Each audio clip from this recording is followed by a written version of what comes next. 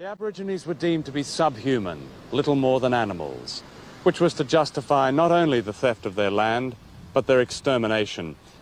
An edition of the Encyclopedia Britannica, still in circulation when I was at school, described them as only an animal of prey, more ferocious than the leopard or the hyena. He devours his own species. So they were hunted and raped and massacred. And few doubted at the time that genocide was official policy. A government report in the 1850s spoke of the success of poisoning Aborigines, 100 of them laid out at a time. But until quite recently, little of this was even acknowledged. In Tasmania, the Aborigines were said to have died out. In fact, they were hunted along with kangaroos and almost wiped out. In New South Wales, by 1845, the tribe who had watched Captain Cook sail here into Botany Bay was reduced to 3 women and a man.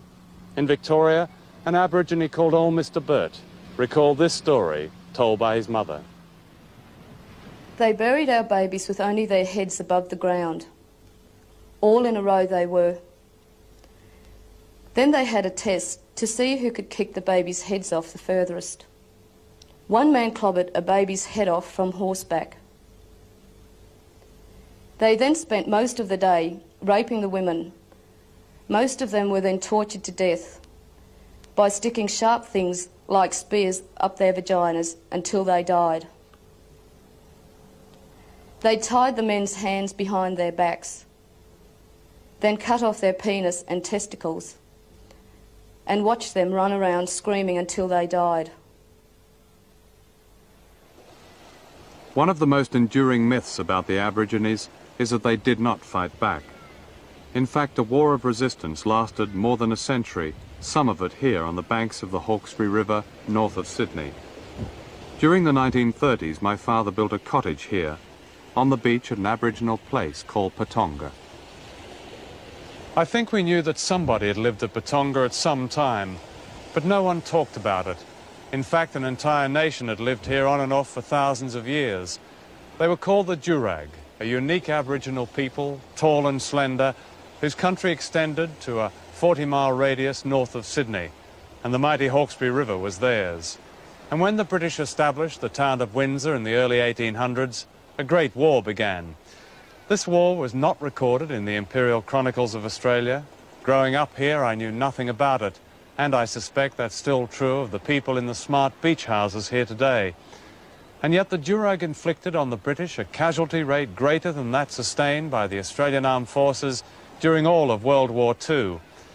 And finally, after 22 years, outnumbered and without guns, they went down fighting to the last man, woman and child, a complete nation.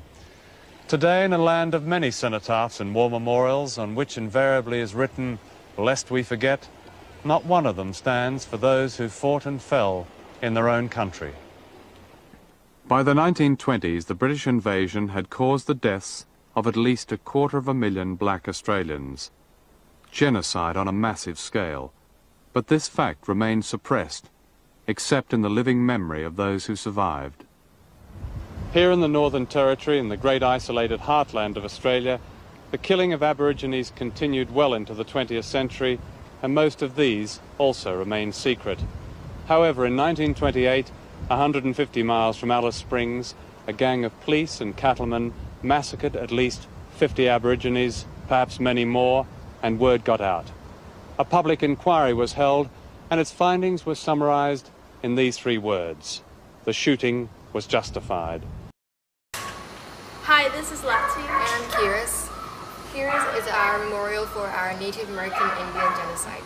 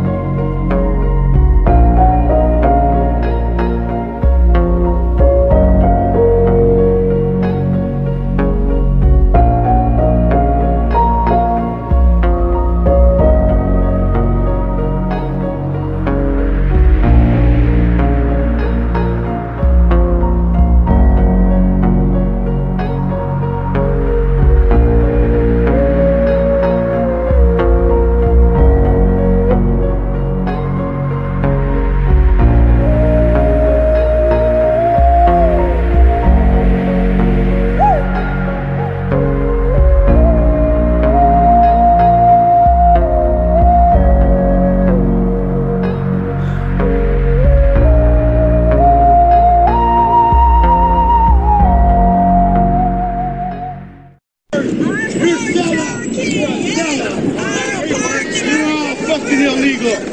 You're all illegal. You're all illegal. We didn't invite none of you here. We're the only Native Americans here. That's right. We're the only Native Americans here. You're all illegal. We didn't invite none of you. Exactly. We didn't invite none of you. Exactly. Get on. Get on with your bogus arguments. Get on with your bogus arguments.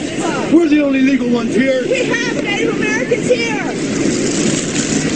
Yeah. We should have put that sign up when you son of a bitches came. Yeah, that's right. It represents blood. That represents blood spilled by Native Americans protecting this land from the invaders. Yeah, that's right. That's right. You don't want to hear the goddamn truth, do you? Get on, bitch. You don't want to hear the truth.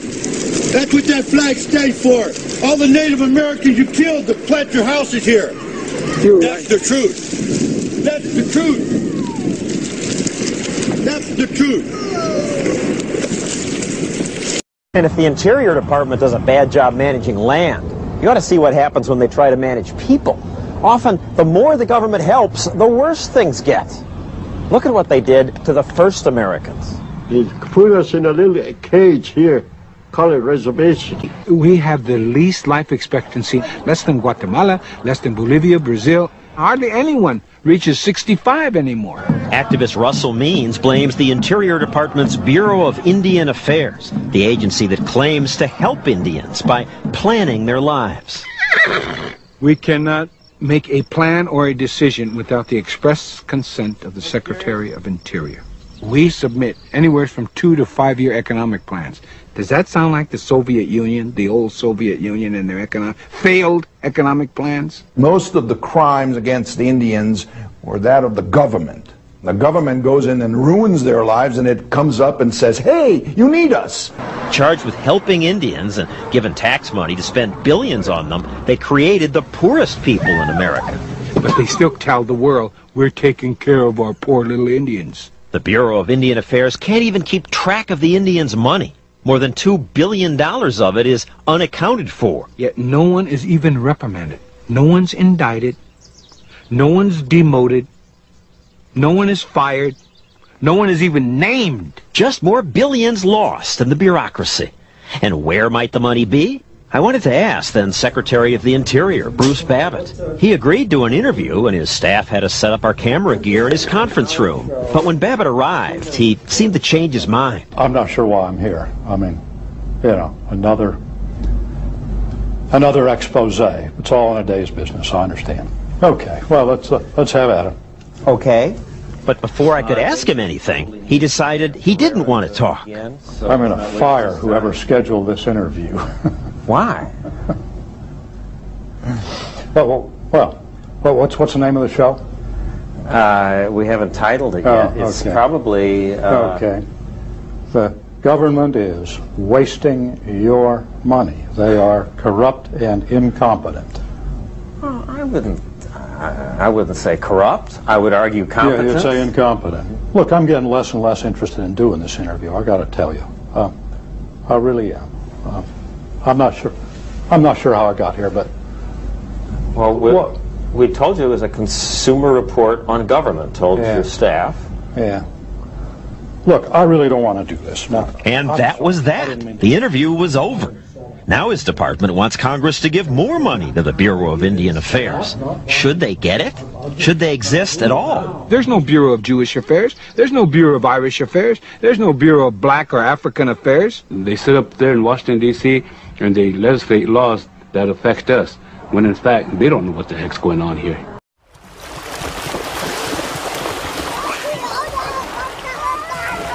Les Jarawars ont vécu 35 000 ans sur les îles Andaman, sans contact avec notre monde. Jusqu'à présent, ils ont réussi à conserver leur mode de vie. Mais aujourd'hui, ils sont menacés de disparition à très court terme. Le gouvernement indien a décidé de les assimiler afin de s'accaparer leur territoire. Les Jarawars vivent sur des plages magnifiques qui attirent la convoitise des promoteurs touristiques. une route traverse leur forêt. Elle est empruntée 2 fois par jour par un convoi militaire qui accompagne des dizaines de véhicules chargés de touristes. Ceux-ci espèrent prendre des Jarawa en photo. Un véritable zoo humain. Pourtant, les autorités indiennes ont interdit tout contact avec eux sous peine de prison. La Cour suprême indienne a ordonné la fermeture de cette route de la honte, en vain. Dernièrement, le gouvernement indien a même décidé de l'élargir. Des travaux qui pourraient durer des mois et qui vont accélérer, sans aucun doute possible, la disparition des Jarawa.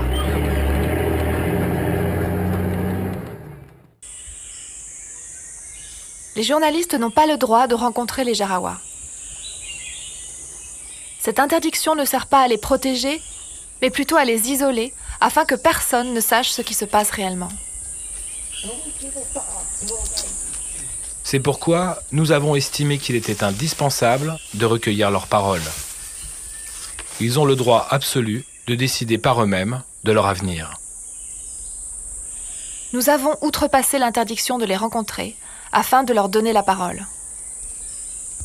Évidemment, nous avons pris toutes les précautions nécessaires pour éviter de leur transmettre des maladies. Ce qu'ils nous ont appris est terrible. Des braconniers pillent leur gibier avec la complicité des gardes forestiers indiens censés les protéger. Bientôt, les Jarawa n'auront plus rien à manger. Ini nak ikut atiba, boleh hai. Angan, ti otiwa timu tak hot kuelo tu. Dalam ini nak ditinin jauh ne. Tengah kami oi tu ai ba. Ngai mina ho di tu mau tu tak. Siapa deng tu mau tu tak. Angan bebe dah. Kya tu timi nanti tu tahu jam. Ikawat ini nak awat tiwa latu nak dingwe. Hei ho tu ya tak pada dingwe. Tika tu beli ita puarta. Tace cukur di tibirti di lihat udah ini nak dah ikan latu. Waka ha ini nak tibirti. Taruang. Tiko tiha. Pilot angwe. Ita ada mia dah udah tiha ini nak dah. Tosi pada ha. Meli dah wait awak mau udah pada hati pada. Agak tiha. Ni deh siapa hot kole Allah hitting we. Teko kaisili ni deh topalu li he Allah. Mitul cehata. En rencontrant les Jarawa, nous avons découvert un peuple extraordinaire qui a conservé intact son bonheur de vivre. Nous sommes certains qu'à votre tour, ils vont vous bouleverser.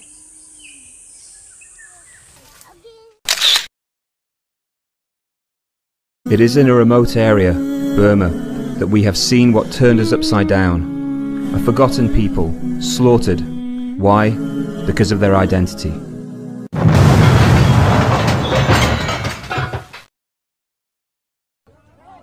In Burma's Rakhine state, the fires have been burning for weeks. Homes have been razed and lives taken by hate-filled mobs. Ethnic Buddhists and the minority Muslims blame each other for the violence, but the facts are hard to come by.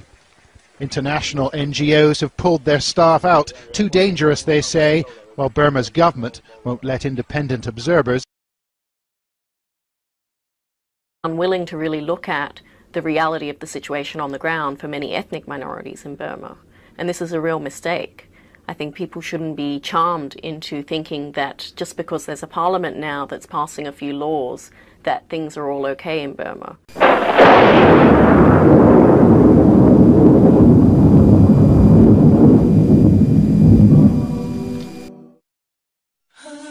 Whereas the Rohingya tragedy is well known to all, to politicians, to organisations, it continues to intensify. Those who claim to be for peace have left a deafening silence, an incomprehensible indifference. What can we say or think towards such savagery?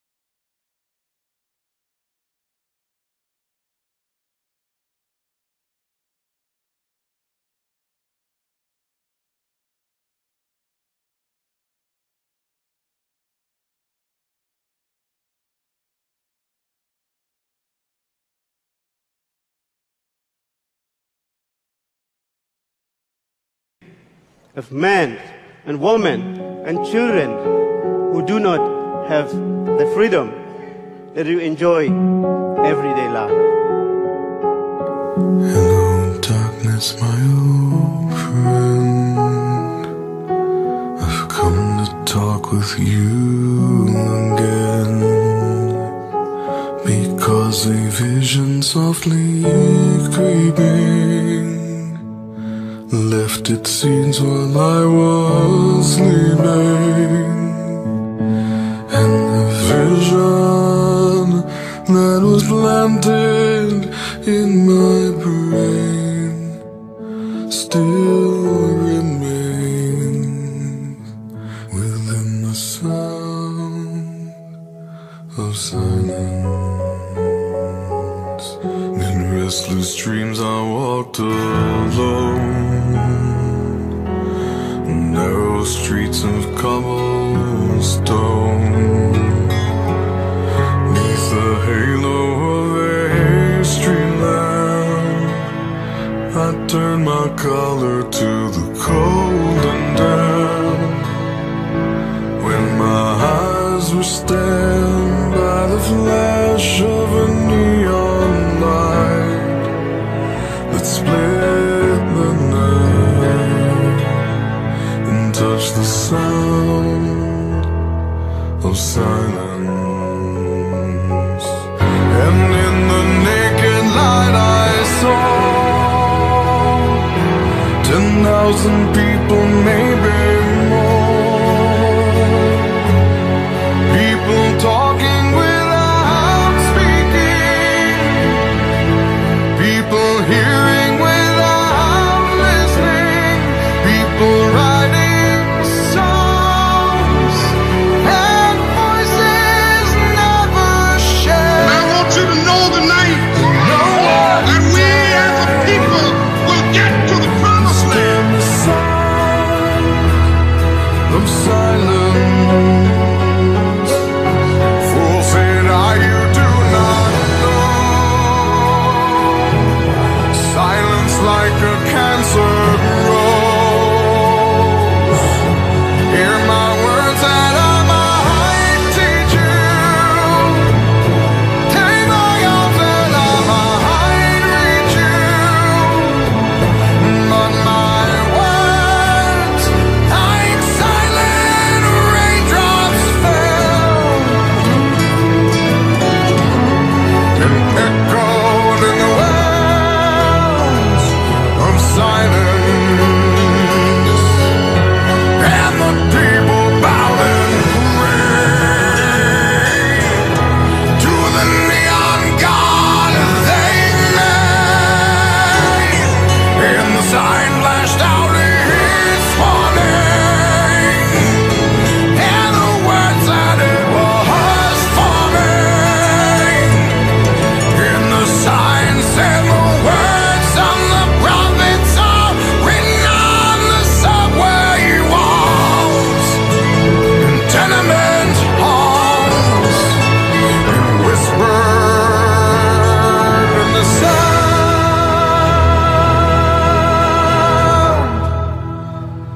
of silence.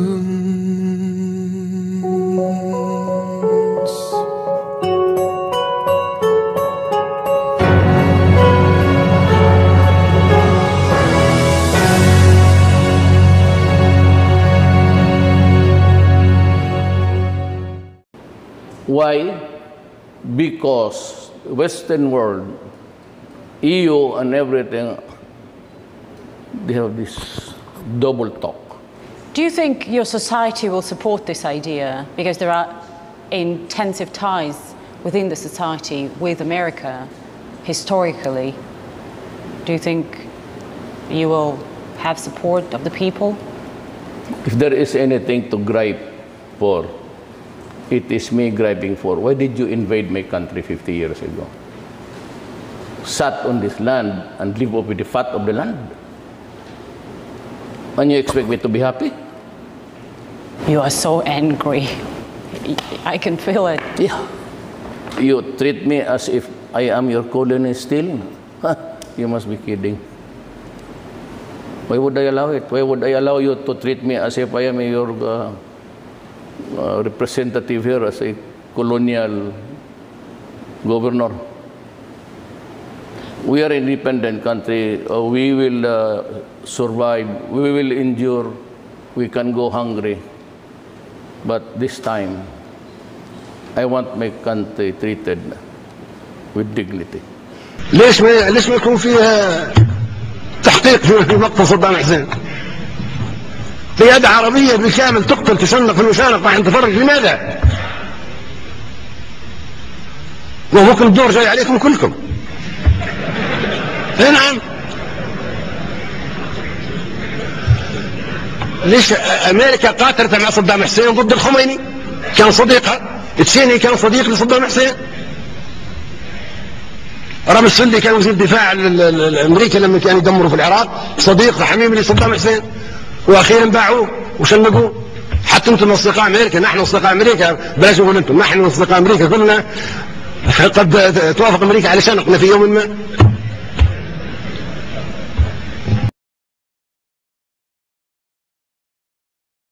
Sat on this land and live off with the fat of the land. And you expect me to be happy? Sat on this land and live off with the fat of the land. And you expect me to be happy? Because in the past, that was what really prevented policemen and the military from doing it. Why? Because they were so afraid of this human rights thing, which is a new phenomenon. It's actually the human rights in the guise of human rights. Countries like EU and America are interfering into the affairs of other nations in the guise of human rights. I will not go 10,000 miles from here to help murder and kill another poor people simply to continue the domination of white slave masters over the darker people of the earth. Of your freedom. Well, now, well, see, you make yourself look crazy. Talking about, I shouldn't go. I work for the government, for part of the government. Well, I work for God.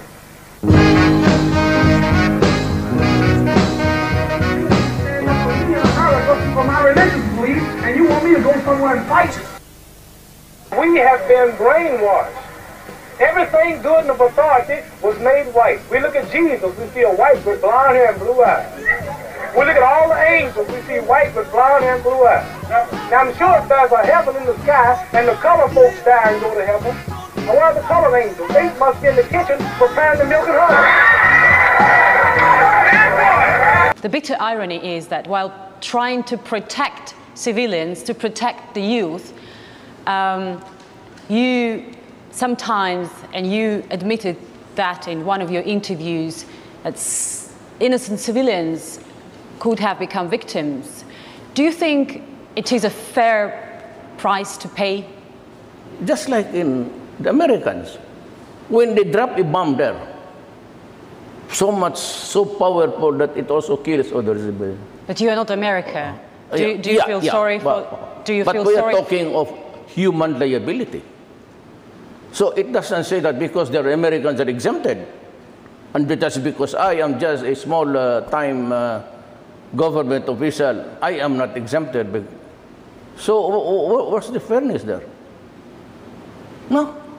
When they drop bombs, they kill so many villages, and there's not even a whimper.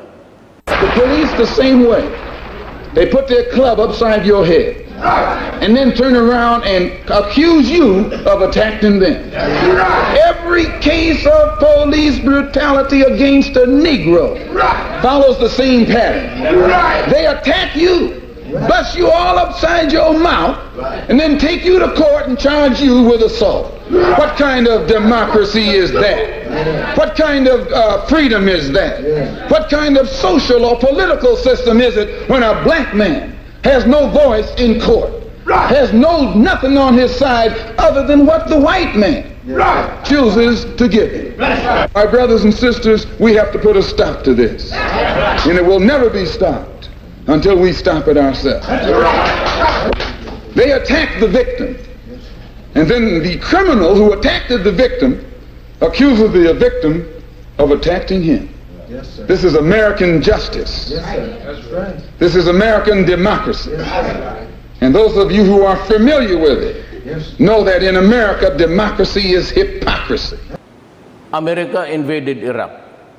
What was the excuse? That there were weapons of mass destruction. And yet when they invaded Iraq, so many people were killed. So where is justice now? So I think it's really hard to avoid Meaning to say justice has to be equal. It cannot be a justice for one and justice for another set of standards for two. It has to be equal.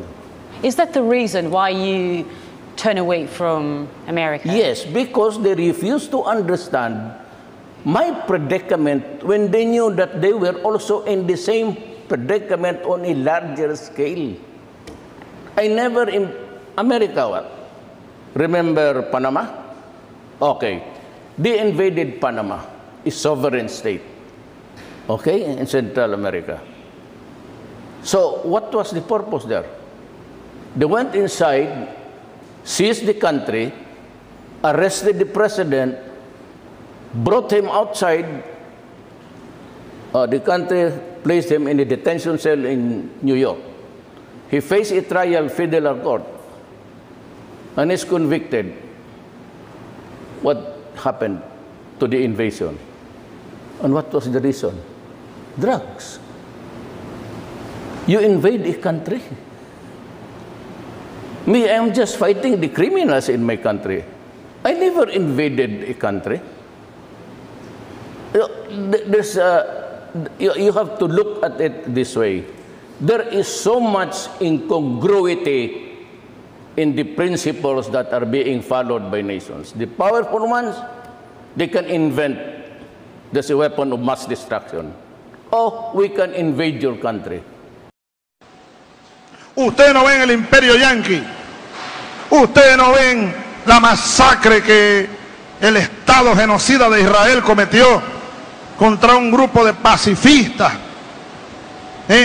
que iban llevando una carga humanitaria al pueblo palestino que está en Gaza, rodeado por todos lados por Israel. No les permiten ni agua. Masacraron una gente ahí, ustedes lo vieron, ¿verdad? Bueno, vean ustedes Estados Unidos. Estados Unidos lo que dijo es que está preocupado. Están preocupados. Imagínense, Alcalá, Dios nos libre, que eso hubiera ocurrido en aguas venezolanas. Ya estaríamos invadidos.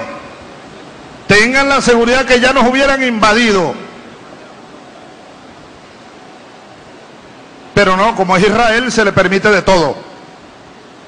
Entonces, ese es un ejemplo de doble moral.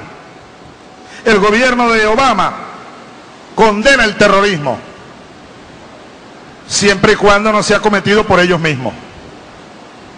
Por ellos, Estados Unidos o sus aliados, Israel. Nos acusa a nosotros, a mí me acusan de patrocinar el terrorismo. Son ellos los que patrocinan el terrorismo. Aprovecho para condenar de nuevo, desde el fondo de mi alma y de mis vísceras, al Estado de Israel. Maldito seas, Estado de Israel. Maldito sea, terroristas y asesinos.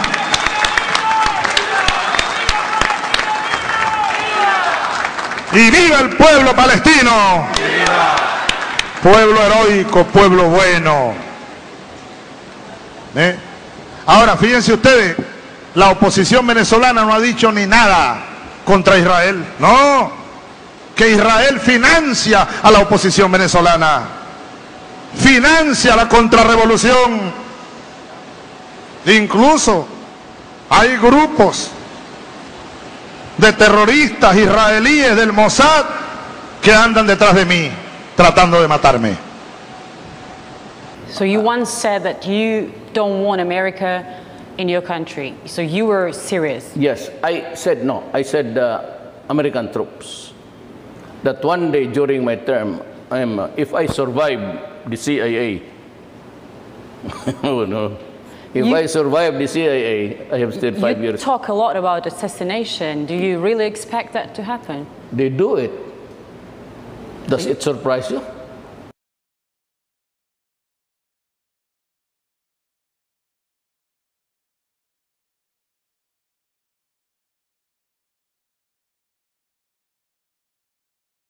You're the one who's guilty. The lawmakers, the politicians, the Colombian drug lords, all you who lobby against making drugs legal, just like you did with alcohol during the Prohibition. You're the one who's guilty. I mean, come on, let's kick the ballistics here. Ain't no Uzis made in Harlem. I mean, not one of us in here owns a poppy field. This thing is bigger than Nino Brown. This is big business. This is the American way. عند العراق ما عندها،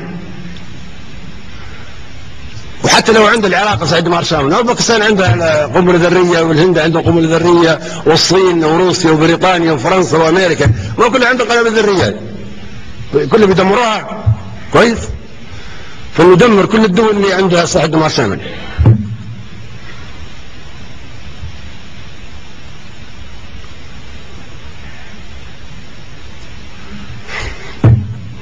تجي قوة أجنبية تحتل دولة عربية وتشنق رئيسها واحنا نتفرج عليهم نضحكوا. أبو عمار قعد في الأسر كم عام واحنا نتفرج عليه ونعقدوا قمة بدون أبو عمار. ليش ما قلنا القمة ما تنعقدش لغاية ما يطلع أبو عمار من الأسر؟ وأخيرا سمموه وقتلوه. ليش ما نحق نمشي لمجلس الأمن نحقوا المقتل أبو عمار؟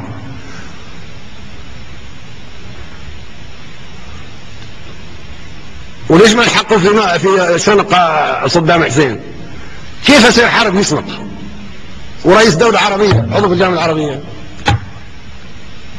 احنا نتكلم عن سياسة صدام حسين والخلافة معاه، سياسة ممكن كلنا مختلفين سياسيين معاه ومختلفين حتى مع بعضنا نحن الآن. ما في حاجة تجمعنا أبدا إلا القاعة هاي.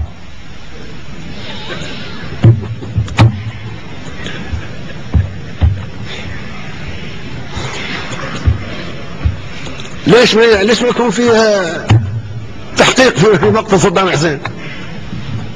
قيادة عربية بالكامل تقتل تشنق في المشانق راح نتفرج، لماذا؟ وممكن الدور جاي عليكم كلكم. نعم.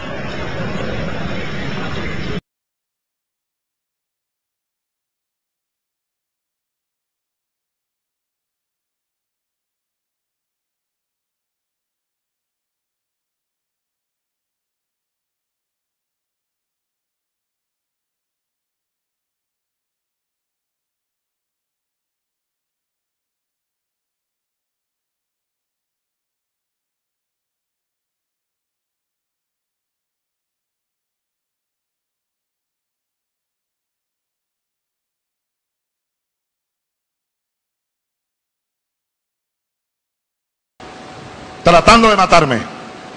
Esa es una de las amenazas que tenemos nosotros. Solo que los tenemos controlados. Sabemos dónde se mueven en las islas del Caribe. Tenemos muchos amigos en todas partes, pues. Y ellos no son invisibles. No son el hombre invisible. Y son torpes también, la mayor parte de las veces. Están acostumbrados a pelear contra indefensos como esta expedición humanitaria. A medianoche les cayeron en helicóptero, ráfagas de ametralladora, una gente que estaba durmiendo, seguramente la mayoría, en aguas internacionales. Es un crimen de guerra. ¿Dónde está la Corte Penal Internacional? ¿Dónde están las Naciones Unidas? ¿Dónde está la justicia en este mundo, por el amor de Dios? ¿Dónde está la justicia en este mundo?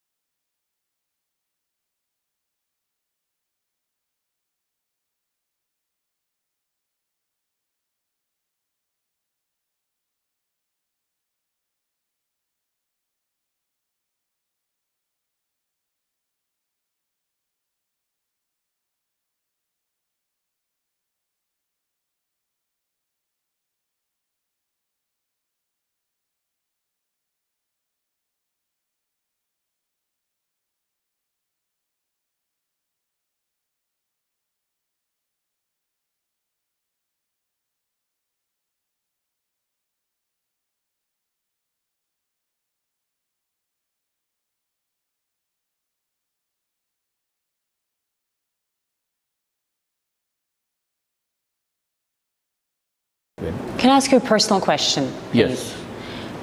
2 years ago, you shocked the media, revealing that you had been molested by a priest when you were 14 or 15 years old. And then later you even identified that priest. Yes. He was an American national. Correct. Not only I, the whole class. 2 generations up and 2 generations down. All of us. You were 70 years old at that time. Why would you make that confession like more than 50 years later? The abuses of the priests are being filmed everywhere. There was an Italian underground film, and I am sure you saw that, a priest running naked over there. And they don't really bother to investigate. There is no condemnation, nothing. The shoulder of the priest and the religious people doing the shenanigans, well, it is as if it's just a part of the show of the night. And the 5-year-old kid, they're patting him down. He's going, "What are you doing? You're not a priest. Let go of me." I see. So you've had a problem too, I guess. Father Pat's little private pat and chat's like, "Good game, boy. Good game. Good game. Wash up to me. Really wash up." It's amazing they would catch them. And it wasn't just enough to catch them, but they had the Divine Witness Protection Program. You know, find the priest, here's the pedophile, here's the priest, find the pedophile, find the priest, find the pedophile, there, move him around. Here we go, we're going to say to make a. Don't you have to make him in fool. Here we go. Don't you ask, don't you tell, you might end up right in hell. Here we go, here we go. Here's your check direct from Rome, buy yourself a brand new home, moving around, moving around.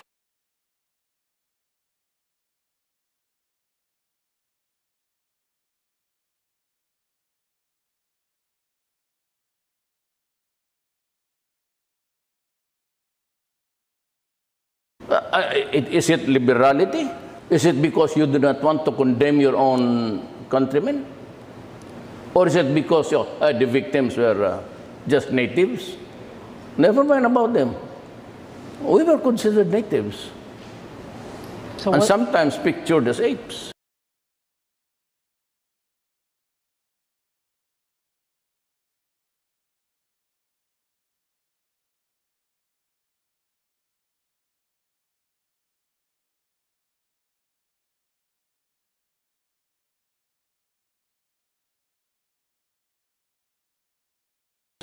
Was that important for you that he was an American? I don't know. I brought it for the first time. Yeah, because I called all the bishops stupid. And they are really stupid. You know that? Because there is a book here which also exposes their shenanigans, and it's called Altar of Secrets. And may I have a copy? I'll give you one.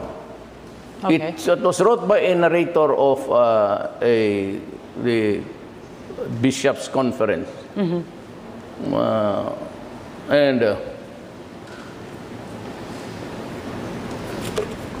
Altar of Secrets. Mm-hmm. Give it to you. Read it, and you will understand how the Thank you. Catholic Church has corrupted this country.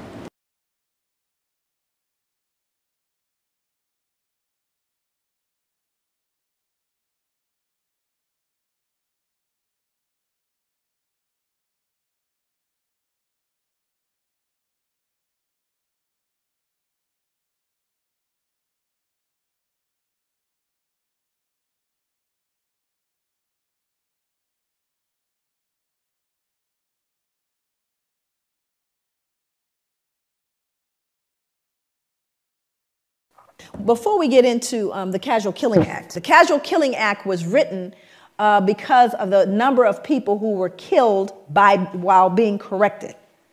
Okay. And if any slave resists his master, owner, or other person by his or her order, correcting such slave, and shall happen to be killed in such correction, it shall not be counted felony, but the master, owner, and every other person so giving correction shall be acquitted of all punishment and accusation for the same, as if such accident had never happened. So that means that if you happen to be correcting someone and you beat them to death, you know how hard it is to beat someone to death? I mean, I thought about that. I said it happens so frequently that they created a law so that you wouldn't feel any what?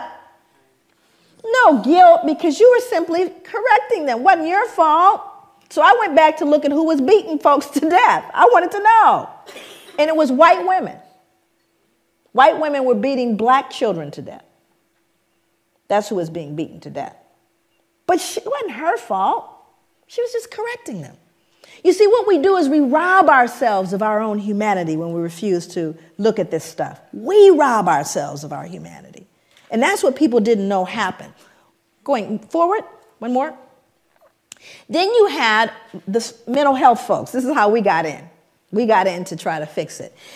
In the early years of the 19th century, a physician named Samuel A. Cartwright argued that two particular forms of mental illness caused by nerve disorders were prevalent among slaves. One was drapetomania, which was diagnosable by a single symptom, the uncontrollable urge to escape from slavery. So now what we've done is we've now pathologized your desire to be free. Must be something wrong with them. Keep trying to free themselves. And again, it would be funny if it weren't in journals. You see, all of this is to remove the cognitive dissonance. Now we have, look at all the people joining in. You got Linnaeus, you got anthropology, you got physicians. All of them saying, they deserve it. It's not us. We don't need to adjust anything. And if they just tried harder, how about you people just pull yourselves up from your bootstraps? What's the matter with you? The playing field has been leveled. Well, we're going to see if, in fact, it's been leveled. Or is that conjecture? Move forward. Now, I want you to look at this photo very closely, and I want you to see who's in it. More important than the man hanging, because you got to understand the lynchings that occurred in America happened after slavery, not during. Thousands of lynchings happened after slavery, because this is a reaction to white fear of what we would do once freed. But we didn't create a vigilante group to take out white people, but they did create a vigilante group to take us out now that we're free. See, that happened after slavery. They were called the what? The Ku Klux Klan. They don't wear hoods anymore, they wear suits. But they're alive and well all over the world, even here. So, look at who's in the picture. I want you to look at this little girl in particular. You can't see her closely, but she's actually grimacing, like smirking. Now, remember, let's go back to the puppy concept here. She would be loathed and torn up probably if this was a puppy, which means he's less than that, because she's not disturbed. This little girl is not disturbed by this, but she should be, shouldn't she? People always ask me, they go, Joy, what was the impact on white people? There it is, right there. Can't feel any empathy for him. None, zero, zip. There's a little one back here, even smaller. Because whatever she's been taught or told, socialized to believe, makes him no longer human. That's the greatest danger to white people, is that they can't feel it. And there's a reason why white people can't feel what we're talking about. My God, what would you then feel? It's tough. So I've got to believe, oh, it's all over now. It's not my fault. I don't benefit. It's not a big deal. Let's move on. It's not all of those things. But we don't say that to Jewish people. I dare you. But you have to understand, when you unearth this one, that's what we did to our children. See, Lyndon Johnson, he can always raise an argument about law and order because he never talks about justice. But black people fall for that same argument, and they go around talking about lawbreakers. We did not make the laws in this country. We are neither morally nor legally confined to those laws. Those laws that keep them up keep us down. You got to begin to understand that. For 400 years, she taught you white nationalism, and you lapped it up. You taught it to your children. You had your children thinking that everything black was bad. Black cows don't give good milk. Black hens don't lay eggs. Black for funerals, white for weddings. That's white nationalism. Santa Claus. A white honky who slides down a black chimney and comes out white.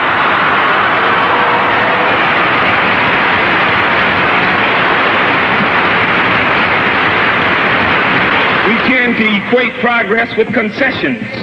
We can no longer make that mistake. You see, when they gave us that nigger astronaut, you say we were making progress, but I told you they were going to lose him in space. He didn't get that far.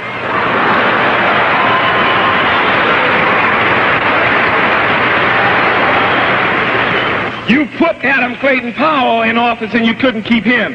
What you think they're going to do with Thurgood Marshall when they get tired of him? They gave you Walter Washington of Washington, D.C., and you said we were making progress. That's not progress.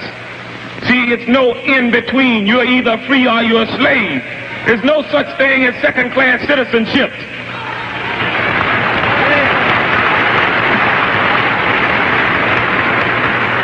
That's like telling me you can be a little bit pregnant.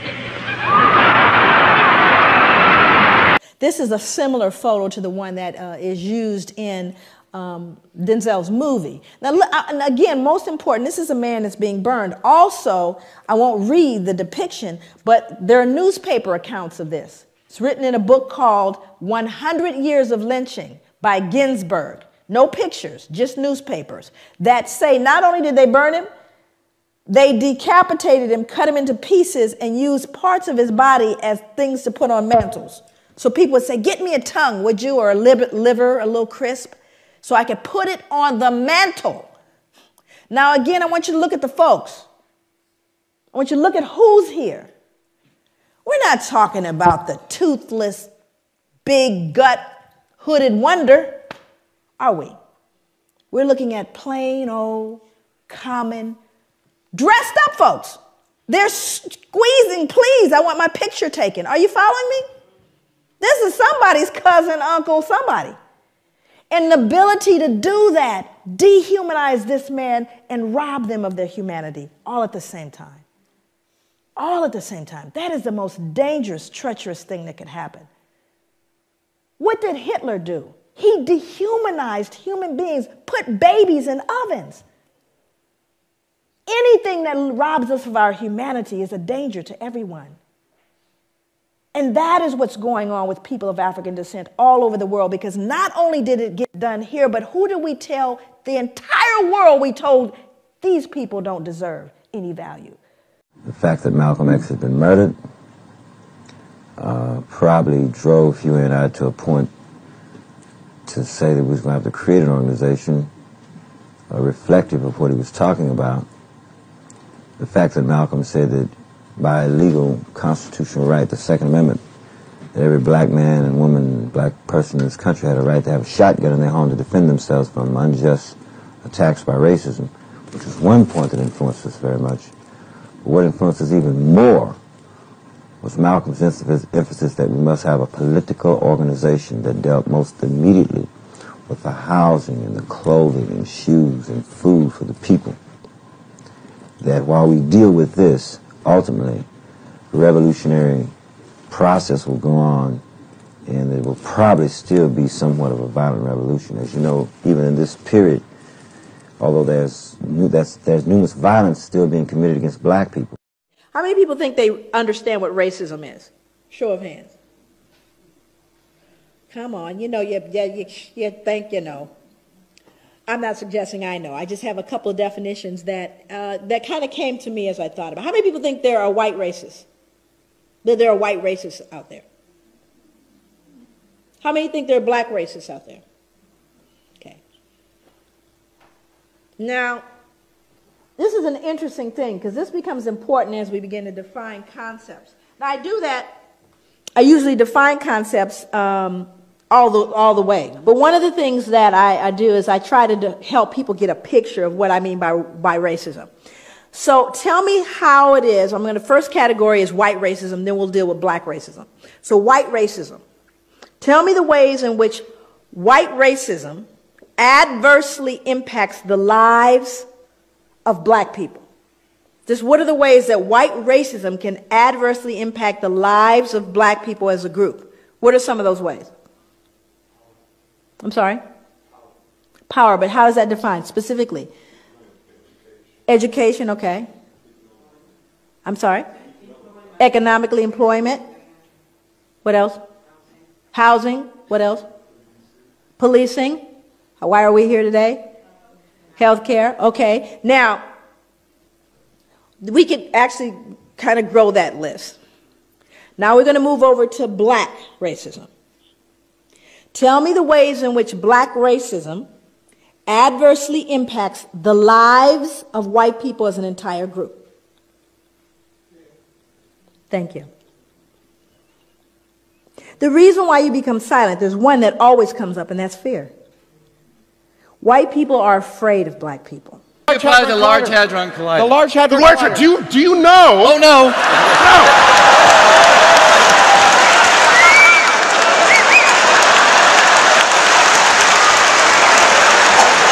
They are afraid of us. And it's a very interesting thing because black people know it. We know white people are afraid. But you have to start getting into the psychology. What are you afraid of? Why are you afraid? But it's an interesting dynamic. Now, also you see the difference in what racism is, do you not? Racism implies you have not just prejudice, but the power to do something with that prejudice. Now, I don't like you, not only that, but I'm going to control whether you can get, you know, I may say I hate you. I hate white people. I hate them. It's not going to change you getting that, you know, loan when you go to the bank. I can hate you all the way to the bank. Not going to change. Do you see the difference? That whereas white racism says, not only do I not like you, but I'm going to change the impact of where you can live. I'm going to determine with that racism where your powers are. You following me? And I'm talking about as a group, not an individual, because people said, I remember when my uncle didn't. I'm not talking about your uncle. I'm talking about the whole group. I'm not talking about an incident. That's a difference. But white people are afraid. So let's get into how this fear impacts criminal justice. Because if white people in this room are afraid of black people, guess who else is afraid of black people? Only they have guns. We have to understand that we're talking about our survival and nothing else. Whether or not this beautiful race of people is going to survive on the earth. That's what we're talking about. Nothing else. Nothing else.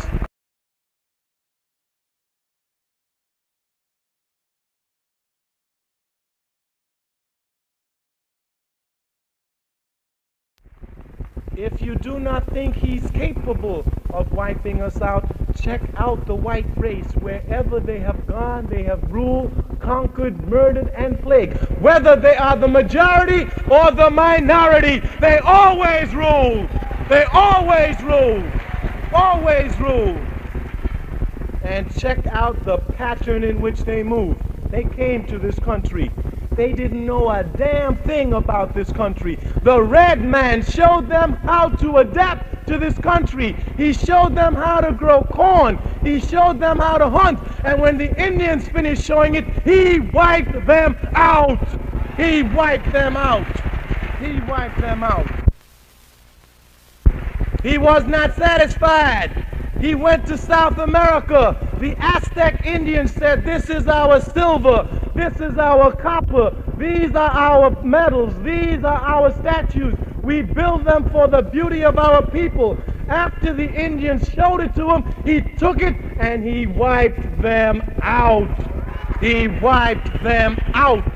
He's been able to make us hate each other. He has transplanted that hate and the love for each other for a love of his country. So, now let's look at what he said. Simply put, white cops are afraid of black men. We don't talk about it. We pretend it doesn't exist. We claim color blindness. We say white officers treat black men the same way they treat white men, but that's a lie. And here's a big one.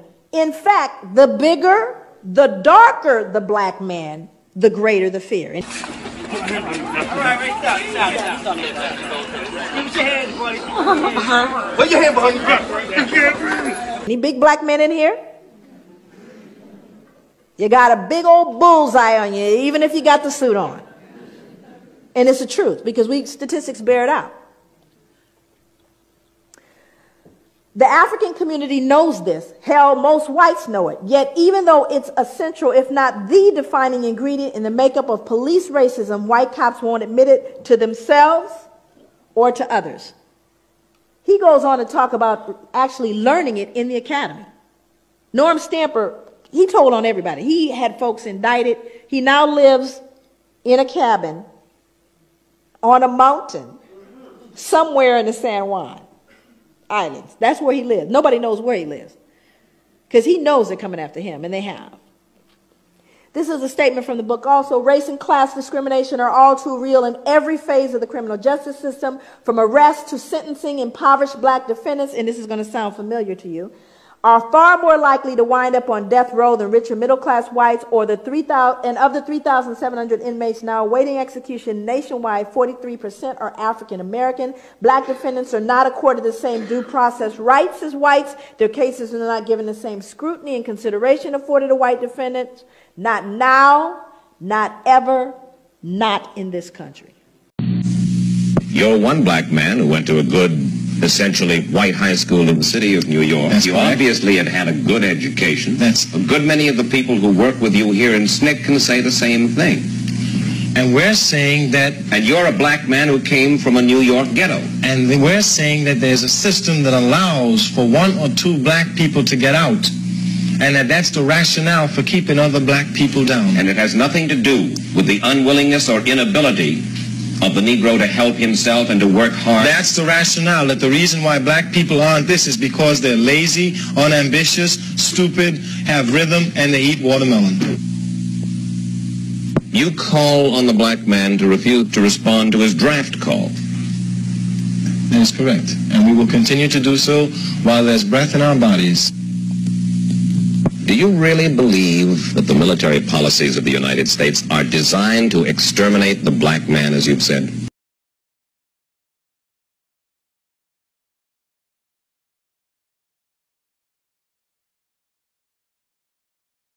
I most certainly do. I look at the recent statement by racist McNamara, who says that 30% of the people that are going to be drafted now under his new system are going to be black people. And that's nothing more than black urban removal. The white liberal who supported civil rights for so long with time and effort and money, what is your feeling about him? Well, I think that there's no reason why they should stop supporting the movement now. I certainly feel that if they're genuinely interested in black people, and since black people have charted a course, they believe in that program, they will continue to give to it. They need more white people to civilize whites. They need them to civilize the savages in Cicero, who throw rocks and bricks at a peaceful and lovable black man like Dr. Martin Luther King, who would not even hurt a fly. But that's very important, because our uncles and our fathers and our older brothers died in World War I fighting Nazism to protect the Poles, and those same Poles turn around and throw rocks and bricks at us after we died to save their lives. And people talk about we are savages. Mr. Carmichael, if you had the chance to stand up in front of the white community and say anything you desired, say to him, "Understand me, white man," what would you say?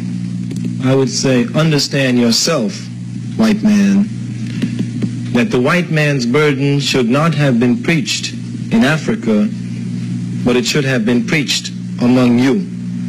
That you need now to civilize yourself. You have moved to destroy and disrupt. You have taken people away. You have broken down their systems, and you have called all that civilization. And we who have suffered at this are now saying to you, you are the killers of the dreams. You are the savages. Yes, it is you who have always been uncivilized. Civilize yourself. They will be met with fire and fury like the world has never seen. He has been very threatening beyond a normal statement. And as I said, they will be met with fire, fury, and frankly power, the likes of which this world has never seen before. This is what the man said. It was dismal. But he doesn't believe it's possible in the current system. So what we have to realize is we need to be realistic about that. So what I have to do is teach my sons how to navigate this, do I not? Doesn't matter what I think and, oh, baby, you know, we are the world. No, this is real. you do have a bullseye on you. When you're in the elevator with the only white woman there, and you're the big black man, she's clutching her purse and she's worried. That's a reality. And if you startle her too much, it used to mean you get lynched. Matter of fact, I think she could scream rape now and you get taken down. So we got to understand here the educational program that you have to be able to figure out whether it will go on the right lines, where the people will end up in a situation where they can be able to really control themselves. You understand what I'm saying? With no education, the people that take this local foundation and start stealing money because they won't be really educated to why it's the people's thing anyway. You understand what I'm saying? With no education, you have neo-colonialism instead of colonialism, like you got in Africa 9, like you got in Haiti. So what we're talking about is there has to be an educational program. That's very important. As a matter of fact, it's so important for us that a person has to go through 6 weeks of our political education before he can consider himself a member of the party, able to even run down ideology for the party. Why? Because if they don't have an education, then they're nowhere. You dig what I'm saying? They're nowhere because they don't even know why they're doing what they're doing. You might get people caught up in the emotionalist movement. You understand me? You might get them caught up in because they're poor and they want something. And then if they're not educated, they want more, and before you know it, they'll be capitalists, and before you know it, we'll have Negro imperialists.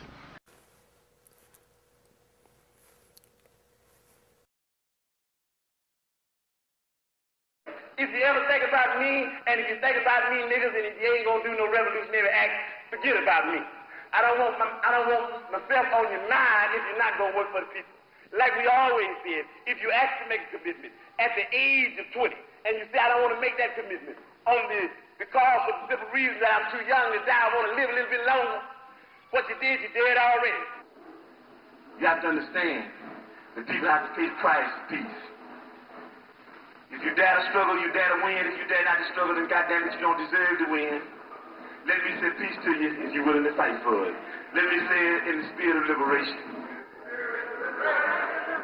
I've been gone for a little while. At least my body's been gone. You ain't got to repeat after me. At least my body's been gone for a little while. But I'm back now, and I believe that I'm back to stay. I believe that I'm going to do my job, and I believe that I was born not to die in a car wreck. I don't believe I'm going to die in a car wreck. I don't believe I'm going to die from slipping on a piece of ice. I don't believe I'm going to die because I got a bad heart. I don't believe I'm going to die because of lung cancer. I believe that I'm going to be able to die in the thing that I was born for. I believe that I'm going to be able to die high off the people. I believe that I will be able to die as a revolutionary in the international revolutionary proletariat struggle. And I hope that each one of you will be able to die in the international proletariat revolutionary struggle, even if people living in it. And I think that struggle is going to come. Why don't you live for the people? Why don't you struggle for the people? Why don't you die for the people?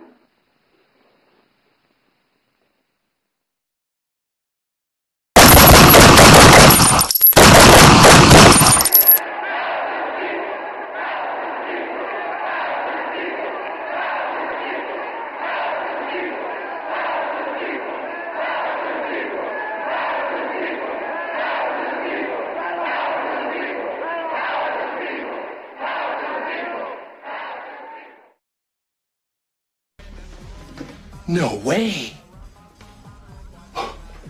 That's great. We landed on the moon!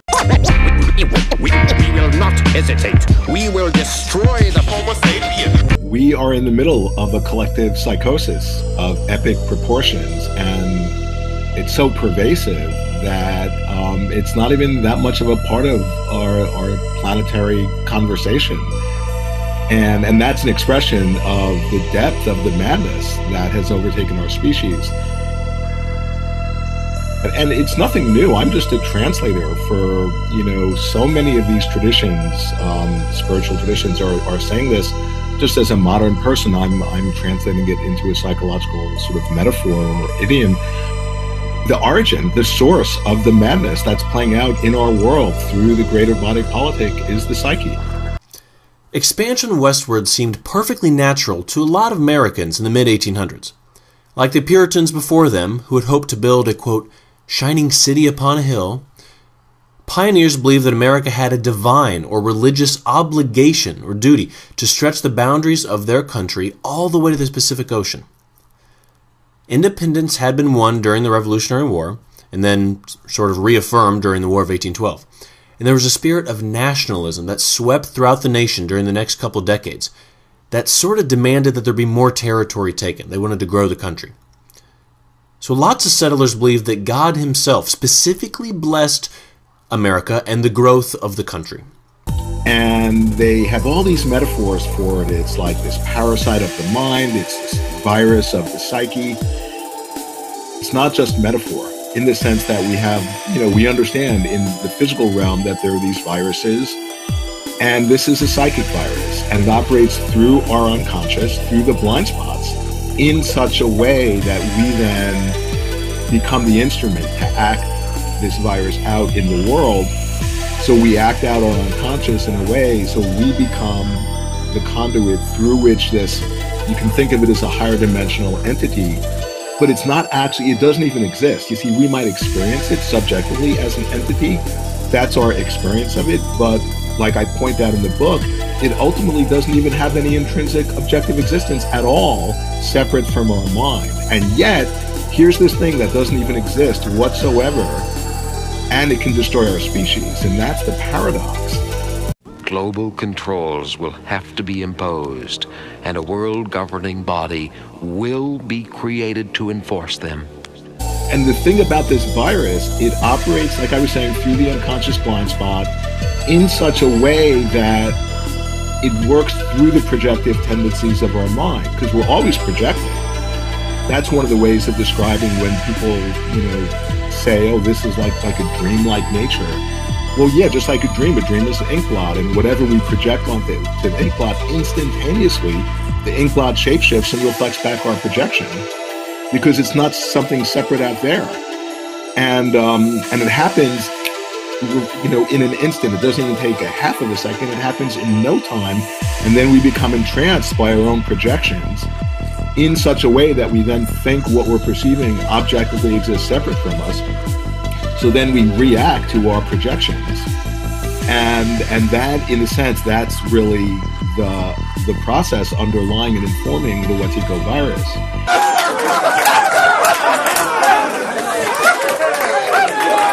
Native Americans were considered savages or heathens, and a lot of Americans thought they should Christianize the tribes. American missionaries believed that they could save the souls of Native Americans, and they tried to do that. At the heart of Manifest Destiny was this belief in American cultural and racial superiority. Native Americans were perceived as inferior. Whites tried to, quote, civilize them, and that had been going on for a long time. Hispanics who had been living in Texas and out in California were also seen as backwards.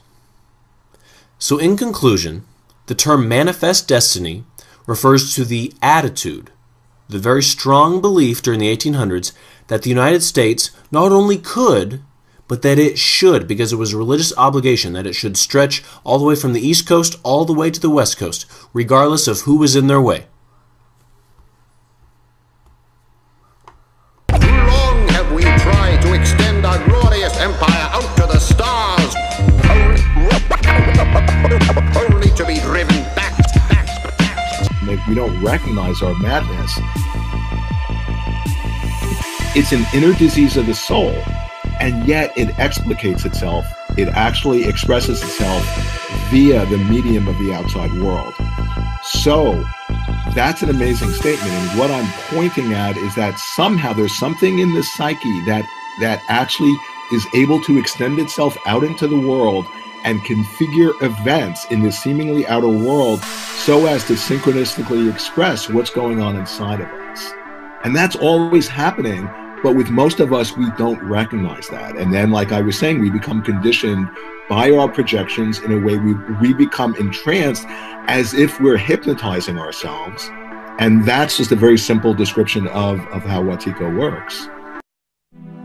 Why is it that we don't seem to be able to adjust ourselves to the physical environment without destroying it? Why is it that in a way this culture represents in a unique fashion the law of diminishing returns, that our success is a failure, that we are building up, in other words, an enormous technological civilization which seems to promise the fulfillment of every wish almost at the touch of a button. And yet, as in so many fairy tales, when the wishes finally materialize, they're like fairy gold. They're not really material at all. In other words, so many of our products, our cars, our homes, our clothing, our food, it looks as if it were really the instant creation of pure thought. That is to say, it is thoroughly insubstantial, lacking in what the connoisseur of wine calls body. And in so many other ways, the riches that we produce are ephemeral. And as a result of that, we're frustrated. We're terribly frustrated. We feel that the only thing is to go on getting more and more. And as a result of that, the whole landscape begins to look like the nursery of a spoiled child who's got too many toys and is bored with them and throws them away as fast as he gets them, plays them for a few minutes. Also, we're dedicated to a tremendous war on the basic material dimensions of time and space. We want to obliterate their limitations. We want to get everything done as fast as possible. We want to convert the rhythms and the skills of work into cash, which indeed you can buy something with, but you can't eat it. And then rush home to get away from work and begin the real business of life, to enjoy ourselves. You know, for the vast majority of American families, what seems to be the real point of life, what you rush home to get to, is to watch an electronic reproduction of life. You can't touch it. It doesn't smell, and it has no taste. You might think that people getting home to the real point of life in a robust material culture would go home to a colossal banquet or an orgy of lovemaking or a riot of music and dancing. But nothing of the kind. It turns out to be this purely passive contemplation of a twittering screen. You see mile after mile of darkened houses with that little electronic screen flickering in the room. Everybody isolated, watching this thing, and thus in no real communion with each other at all. And this isolation of people into a private world of their own is really the creation of a mindless crowd. And so we don't get with each other, except for public expressions of getting rid of our hostility, like football or prize fighting. And even in the spectacles one sees on this television, it's perfectly proper to exhibit people slugging and slaying each other, but oh dear no, not people loving each other, except in a rather restrained way. One can only draw the conclusion that the assumption underlying this is that expressions of physical love are far more dangerous than expressions of physical hatred. And it seems to me that a culture that has that sort of assumption is basically crazy and devoted, unintentionally indeed, but nevertheless in fact devoted, not to survival, but to the actual destruction of life. And this is part of what makes this, phenomenon just really actually dangerous, because in an effort to perhaps awaken or help people step out of their own self-destruction, they're not only unable to see it, but they're also resistant to the efforts of others, perhaps, or any, efforts of help or healing whatsoever. And, speaking of resistance, something that I think we can bring up right at the start here, because it plays such a big role, is that while some people are deeply asleep and that carries with it all sorts of things, but many are awakening, but in their awakening, they are trying to deal with the insanity of the world in ways that are actually not conducive, but actually fueling the Wetiko itself. You are a virus. You destroy the world. Everything beautiful you poison. You drag us from our homes, you rape our daughters, murder our sons. You crack our spines and do all you can to break our will. You stab us. Then you put the knife in our hand and tell us It's our fault. And if you don't do it yourself, you stand by, close your eyes, and pretend there's nothing wrong. And then you pray to your God to silence our screams so that you can enjoy the happiness that we built for you with our blood. But it's not your fault. It's the only way you know how to be. And the only thing that will change anything is if another virus comes along and does to you what you do to us. Please stay where you are. Because the thing about Wetiko, it actually will inspire us to act out in ways that don't serve us, that are actually, contrary to our best interest. And so that's just really interesting. I just wanted to say that because I think we can all have the recognition that, like when we're acting out our addictions or our habitual patterns, we know they're not serving us, but we do it anyway. So that would be an example of that. The thing about Wetiko, by operating through the blind spots, it operates through the part of us that actually reacts to our projection. So when we see Wetiko, say if we see the evil playing outside of ourselves, which, it's all around us, and if we react to it from an unconscious place with the best of intentions, with like this self-righteousness of, I want to, I'm on the side of justice and I want to help and I want to bring world peace and I'm a political activist really wanting to, be compassionate. But if we're reacting out of our unconsciousness, we're actually unwittingly, even with the best of intentions, feeding Wetiko, because Wetiko, it feeds off of polarization. Okay? So that's why some of the best people I know, they're spiritually, very, very interested in spirituality. They're political activists with the best of intentions, but they're unwittingly serving as a vector to actually feed the disease that they're fighting against. And so that's one of the ways that Wetiko then, because it actually is contagious, and it'll propagate itself in a non-local way through the field via people's unconscious reactions to it. Society thinks they're safe when bingo, hard drive crashes from the rending. A lot of hackers tried viruses before, vaporize your text like so much whiteouts. I want it where file replication is a chore. Lights out, shut down entire White House. I don't want just a bug that could be corrected. I'm erecting immaculate design. Break the nation down section by section. Even to the greatest minds, it's impossible to find. In other traditions, they'll have, they'll give these names to Wetiko, and they'll say, these are a master of deception. That's what these entities are. So, because if you think about it, we ourselves are like these geniuses at deceiving ourselves. And one way of understanding that, because we all do it at certain points in our lives, but, we can tell a lie and we can start to believe our own lie to the point where we don't even know we're lying. And then we're in denial and we're in denial that we're in denial, and it becomes a feedback loop, and we can't see it because if we see that we're doing that, it would blow our whole gig of being in denial. So then it becomes like an autonomous self-generating process of deceiving ourselves. And if I'm deceiving ourselves, and if I've told myself a lie and I believe my own lie, there's a certain charisma I have that's very convincing to other people. So that will easily entrance other people to actually fall under my spell and to have an agreement with me.